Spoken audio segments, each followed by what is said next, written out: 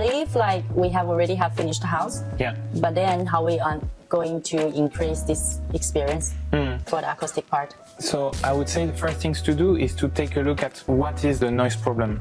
Are you hearing your neighbors from the outside or from the adjacent room? Yeah. So then it means it's related to the sound insulation. Okay. You have to pay attention to probably the type of windows it fits from outside, or an extra layer if it's also hearing the neighbors. Then if you are in your movie room or your space where you listen to music and you hear the echoes and the sound bouncing everywhere, then you're dealing with the interior design. So then you're gonna think about like applying probably a nice acoustic artwork wall panel, or consider integrating acoustic seamless ceiling or carpet and curtains.